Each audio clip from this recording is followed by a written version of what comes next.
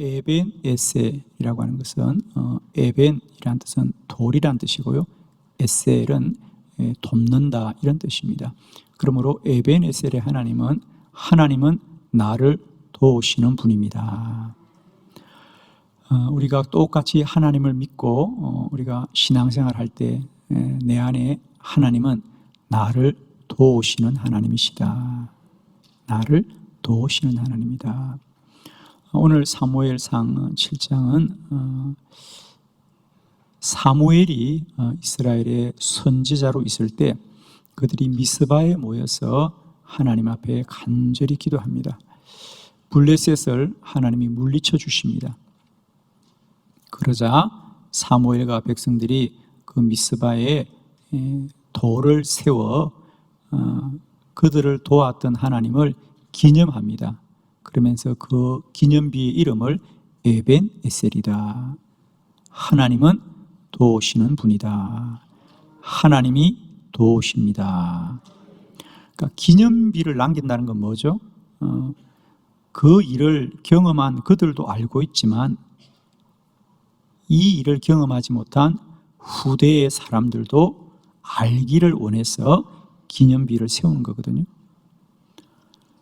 하나님이 도우시는 분이다. 하나님이 도우시는 분이다. 여러분에게 하나님은 어떤 하나님이십니까? 도우시는 하나님이십니까? 예. 사실은 하나님이 우리를 도우신다는 것은 너무도 합당한 이야기인데 왜 이것을 기념해야 될까? 이것을 왜 기념해야 될까?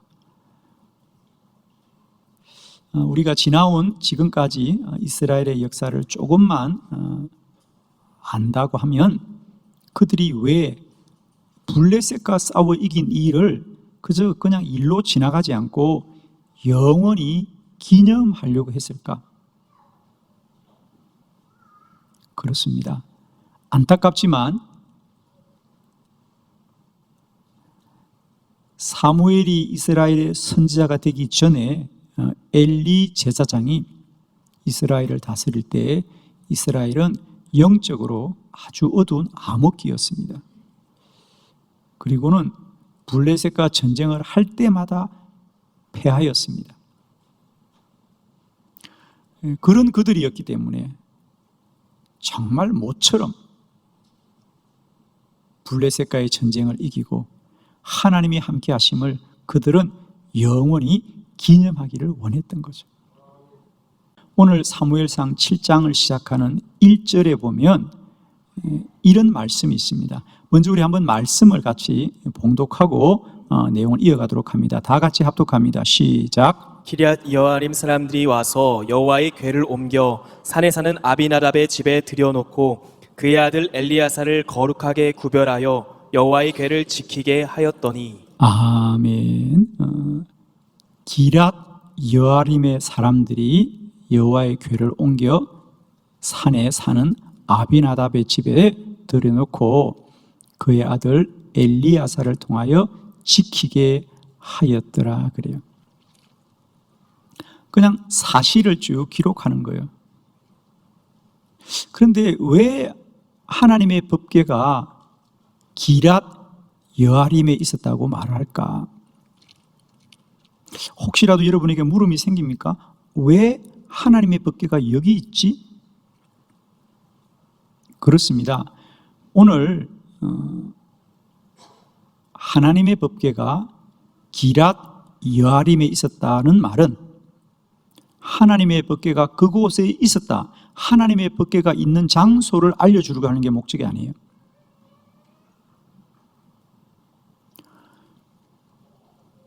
원래 하나님의 법궤는, 여호와의 법궤는 실로에 있었거든요. 그런데 그 법궤가 기럇 여아림에 있다는 얘기는 잘못되었다 이 뜻입니다. 자, 우리 사무엘상 4장 3절의 말씀을 함께 보겠습니다. 시작. 백성이 진영으로 돌아오매 이스라엘 장로들이 이르되 여호와께서 어찌하여 우리에게 오늘 블레셋 사람들 앞에 패하게 하였는고 여호와의 언약궤를 실로에서 우리에게로 가져다가 우리 중에 있게 하여 그것으로 우리를 우리 원수들의 손에서 구원하게 하자 하니. 아멘. 엘리 제사장 때족이죠. 엘리 제사장 때 블레셋과 전쟁을 하는데 전쟁에서 패하자 그들이 그러면 이번에는 우리가 여호와의 법궤를 앞세우고 전쟁을 합시다. 그러면서 여호와의 법궤를 가져오라고 하면서 어디에 있는 법궤를 가져오라? 실로에 있는 여호와의 법궤를 가져오라 그랬습니다. 결국 그 전쟁도 하나님의 법궤를 앞세웠지만 전쟁에도 지고 법궤마저도 빼앗겼죠. 자, 오늘 사무엘상 7장은 사무엘상 4장에 빼앗겼던 블레셋에 빼앗겼던 법궤가 다시 돌아왔는데 빼앗길 때는 실로에서 빼앗겼는데 실로에 있는 걸 가져가서 빼앗겼는데 그 법궤가 다시 돌아올 때는 실로로 오지 못하고 기랏 여아림에 숨겨두었더라 그러잖아요. 그죠? 그렇습니다. 지금 이스라엘은 영적인 어떤 혼동기라고 하는 거죠. 그리고 그 혼동기는 새로운 변화의 시작이었다는 겁니다. 그래서 이제 그들이 왜 블레셋과의 전쟁을 한번 이기고 사실 이스라엘 역사에서 이스라엘이 하나님의 도움으로 애굽도 이기고 아람 군대도 이기고 아말렉도 이기고 암몬도 이기고 얼마나 이긴 전쟁이 많습니까? 그런데 오늘 이 블레셋과의 전쟁을 한번 이겼다고 이 일을 기념하자는 이야기는 이런 역사적인 배경이 있는 거죠. 그들이 그동안 하나님을 믿고 하나님의 법궤를 앞세워도 전쟁에서 패하였다는 것이죠. 그런데 오늘 미스바의 대성회를 통하여 그들에게 영적인 전환기가 시작된 것은 이제 하나님은 우리를 도우시는 분이다. 새로운 영적인 부흥이 일어났다는 거예요. 오늘 말씀을 나누는 저와 여러분에게도 이런 영적인 전환과 내적인 부흥이 있기를 소망합니다. 지금까지도 우리는 다 하나님을 믿고 살았습니다. 그러나 하나님을 믿고 삶에도 불구하고 이스라엘 백성들처럼 전쟁에서 패하고 우리의 믿음마저 잃을 때가 얼마나 많이 있었던가. 그러나 오늘 저는 본문을 통하여서 엘리 시대의 영적인 암흑기가 선지자 사무엘을 통하여 어떻게 새로워졌고 이제 하나님은 우리를 외면하는 하나님이 아니라 도우시는 하나님이다. 하나님은 에베네셀의 하나님이다. 그러면 그들에게 어떤 변화가 있었던가? 어떤 변화가 있었던가?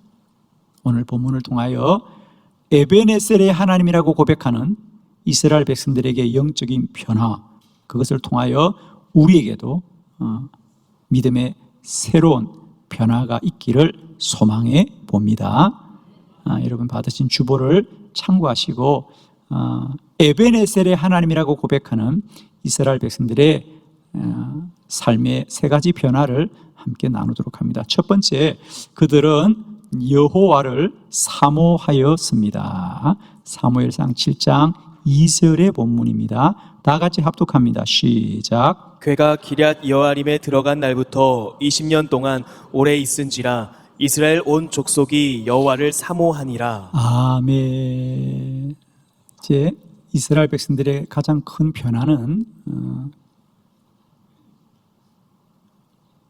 온 족속이 여호와를 사모하더라. 법궤를 빼앗겨서 그들이 절망 가운데 살아가다가 이제 그 법궤가 다시 이스라엘로 넘어왔고 그들이 기랏 여아림에서 그 법궤를 그곳에 모시고 살면서 그때부터 이스라엘 백성들은 이제 온 백성들이 여호와를 사모하더라. 그래요, 사모하더라. 우리가 똑같이 하나님을 믿고 신앙생활을 하더라도 우리가 할 수 있거든. 더욱더 하나님을 사모하고 사모하기를 축원합니다. 우리가 하나님을 믿느냐 믿지 않느냐를 뛰어넘어서 이제 우리는 똑같이 하나님을 믿더라도 더 사모함으로 하나님을 믿자는 거죠. 엘리 제사장 시대도 그들이 하나님을 떠난 건 아닙니다. 그들도 하나님을 믿고 하나님을 따랐지만 그 시대는 전쟁을 하면 패하고 여호와의 법궤를 앞세워도 법궤마저 빼앗기는 수치를 당하는 겁니다. 그런데 이제 그 블레셋을 이기는 거죠. 그런 영적인 변화는 가장 첫 번째, 온 백성들이 똑같이 여호와를 섬기더라도 여호와를 사모함으로 섬기더라는 거죠.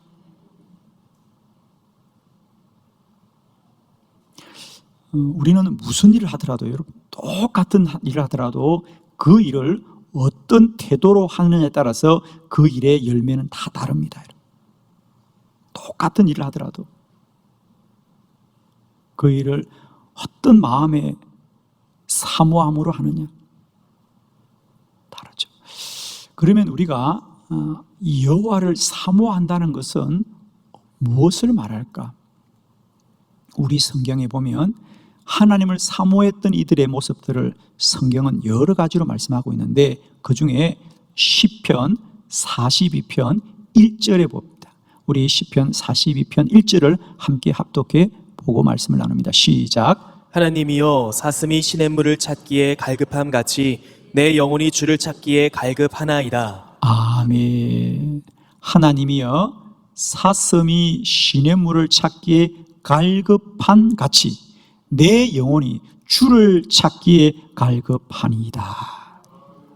내가 하나님을 찾는 것이 그냥 찾는 게 아니고 갈급함으로 찾는다는 거지. 사모함으로 찾는다는 거지. 그건 마치 뭐와 같느냐? 목이 마른 사슴이 물을 찾기 위하여 시냇물을 찾기에 갈급한 같이. 여기 목이 마른 사람은요, 다른 걸 먹어서 해소가 되지 않습니다. 좋은 옷을 입는다고 해소가 되지 않습니다. 내가 많은 돈을 가진다고 내 갈급함이 해소되지 않습니다. 목이 마른 자는 반드시 물을 마셔야 하는 거죠. 목이 마른 사슴은 다른 식물의 열매를 찾지 않습니다. 목이 마른 사슴은 시냇물을 찾기에 갈급하다는 거죠. 그와 같이 내 영혼은 다른 것을 소망하는 것이 아니라 오직 여호와를 찾기에 갈급하나이다. 이것이 하나님을 찾되 사모함으로 찾는 자들이라는 거죠.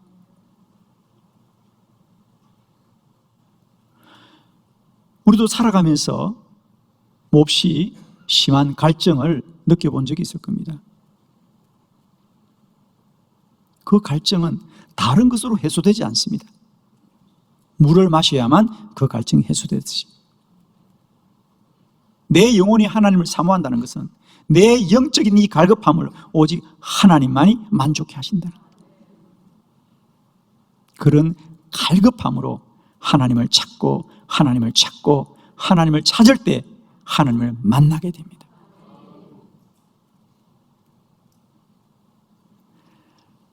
이제 우리 모두 하나님을 믿고 따르되 날마다 때마다 목마른 사슴이 시냇물을 찾는 갈급함 같이 오직 하나님만을 찾고 구하는 사모함이 우리 안에 충만하기를 원하여 더 하나님을 찾고 하나님을 찾아 하나님만이 저와 여러분을 만족해 하시기를 그리스도 예수의 이름으로 축원합니다. 두 번째, 에베네셀의 하나님을 누리는 신앙은 여호와만을 섬겼습니다. 사무엘상 7장 3절로 4절의 본문을 교독합니다. 3절, 사무엘이 이스라엘 온 족속에게 말하여 이르되 만일 너희가 전심으로 여호와께 돌아오려거든 이방신들과 아스다롯을 너희 중에서 제거하고 너희 마음을 여호와께로 향하여 그만을 섬기라. 그리하면 너희를 블레셋 사람의 손에서 건져내시리라. 이에 이스라엘 자손이 바알들과 아스다롯을 제거하고 여호와만 섬기니라. 아멘. 사무엘이 이스라엘 백성들에게 이제 너희가 전심으로 하나님의 도움을 얻기를 원하면 이렇게 해야 된다는 거죠. 어떻게 해요? 하나님을 더 열심히 섬기려고 하지 말고 먼저 너희가 섬기고 있던 바알신과 아스다로 신을 먼저 제거해야 된다. 그걸 버려야 한다는 거죠. 그 당시 이스라엘 백성들은 하나님을 믿지 않은 건 아닙니다. 하나님을 믿는다고 말함에도 불구하고 그들은 한편으로도 여전히 바알도 섬기고 아스다로도 섬기면서 하나님을 섬기다고 말한 겁니다. 그러자 선지자 사무엘이 이제 너희가 하나님의 도움을 얻기를 진실로 원한다면 가장 먼저 해야 될 것은 바알을 섬기던 것들, 아스다로서 섬기는 것들 이제는 다 내어버리고 오직 하나님만을 섬겨야 한다. 십계명에 하나님이 우리에게 주신 첫 번째 계명이 뭐냐? 나 외 다른 신을 섬기지 말라고 하는 겁니다.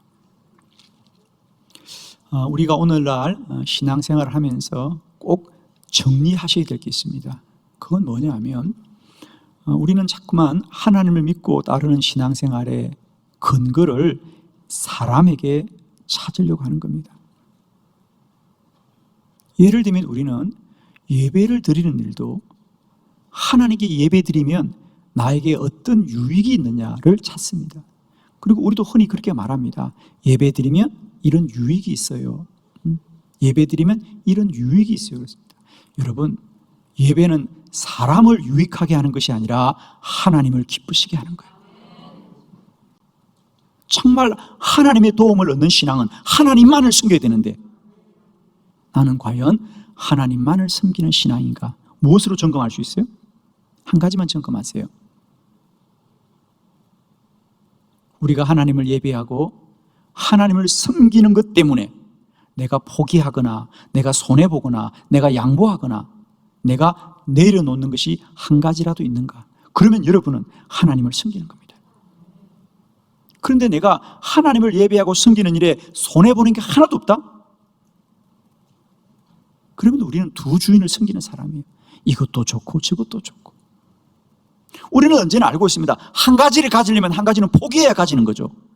다 가지는 법은 없는 거죠.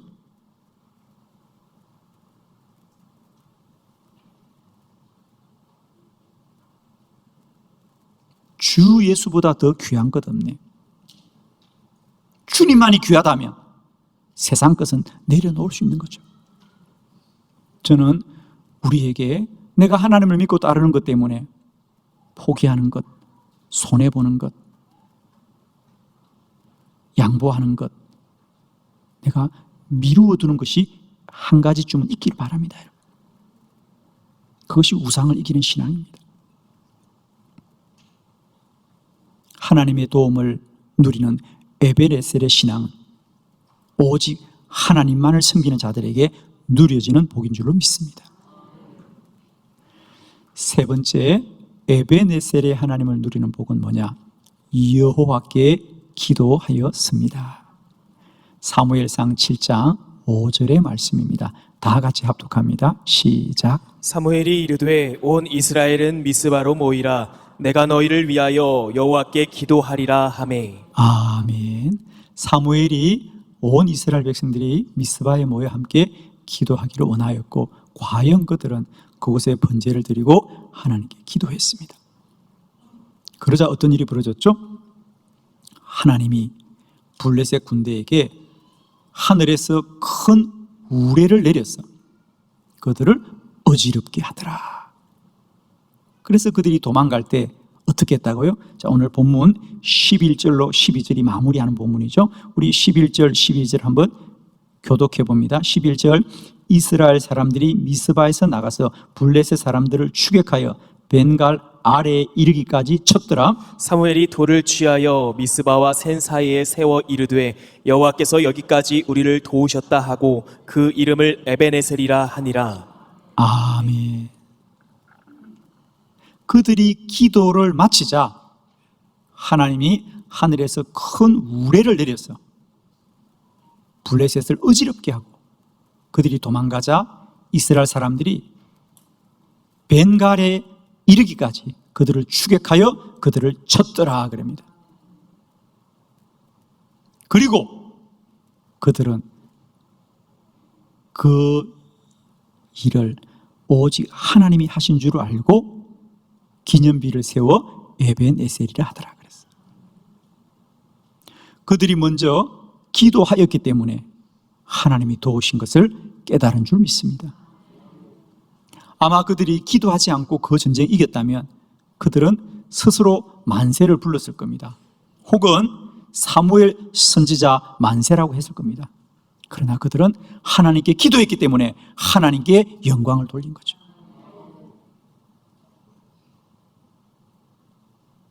기도해야 하나님의 도움을 알게 됩니다. 기도한 사람만이 내 삶의 복이 여호와의 복인 줄 알게 됩니다. 그러므로 저는 이렇게 말합니다. 기도해야 도움을 받는다. 그 말은 기도한 사람만이 도우시는 하나님을 알 수 있다는 거예요. 기도하지 않고는 결코 하나님이 나를 도우신 줄을 알 수가 없습니다. 나의 하나님이 에벤에셀의 하나님이라고 고백하는 자는 기도하는 사람들, 기도한 자만이 하나님이 도우신 줄 아는 거죠. 에스겔서 36장 37절로 38절의 말씀을 교독합니다. 37절 주 여호와께서 이같이 말씀하셨느니라. 그래도 이스라엘 족속이 이같이 자기들에게 이루어 주기를 내게 구하여야 할지라. 내가 그들의 수요를 양떼같이 많아지게 하되 제사드릴 양떼 곧 예루살렘이 정한 절기의 양 무리같이 황폐한 성읍을 사람의 때로 채우리라. 그리한즉 그들이 나를 여호와인 줄 알리라 하셨느니라. 아멘. 선지자 에스겔이 바벨론의 포로 중에 있는 이스라엘 백성들에게 우리는 이 포로로부터 하나님이 구원하시기를 기도해야 합니다. 기도해야 됩니다. 물론 하나님은 반드시 우리를 양떼의 수요가 많아진 같이 우리를 반드시 구원하실 것입니다. 하나님이 우리를 구원하시더라도 우리가 먼저 반드시 기도해야 됩니다. 왜? 그래야 하나님이 구원하시는 날 이 구원이 여호와가 행하신 줄을 우리가 알 것입니다. 사랑하는 성도 여러분, 저는 동일하게 여러분에 고민합니다. 하나님이 반드시 여러분을 도우실 것입니다. 반드시 여러분을 구원하실 것입니다. 여러분의 문제를 해결해 주실 겁니다. 그러나 먼저 기도해야 그렇게 하신 것이 여호와의 행하신 것을 우리가 알 것이에요. 여러분, 하나님이 여러분을 도우시기 전에 먼저 기도하시기를 원합니다. 기도한 자만이 도우시는 여호와를 누리는 영광이 있습니다. 기도한 자만이 나의 하나님이 에벤에셀의 하나님이라고 고백하게 될 것입니다. 이제 우리에게도 영적인 전환이 있기를 원합니다. 어두웠던 시대가 지나가고 밝은 빛의 시대가 임하기를 원합니다. 오늘 사무엘상 7장으로 성경은 우리에게 말씀합니다. 똑같이 하나님을 믿되 여호와를 더욱 사모하여라. 사랑하는 성도 여러분, 우리 자리에 하나님 믿지 않는 사람 아무도 없습니다. 다 하나님을 믿고 살지만 하나님을 믿고도 엘리 제사장처럼 패배하고 절망했던 시대가 있습니다. 그러나 똑같이 하나님 믿고도 사무엘의 시대처럼 하나님이 도우시고 복되게 하는 인생이 있는 것인데, 축복하기는 우리 인생 살아가는 날들마다 하나님은 에벤에셀의 하나님이고 하나님은 나를 도우시느라 하고 선포하며 나가는 복된 믿음의 여정이 되시기를 그리스도 예수의 이름으로 축원합니다.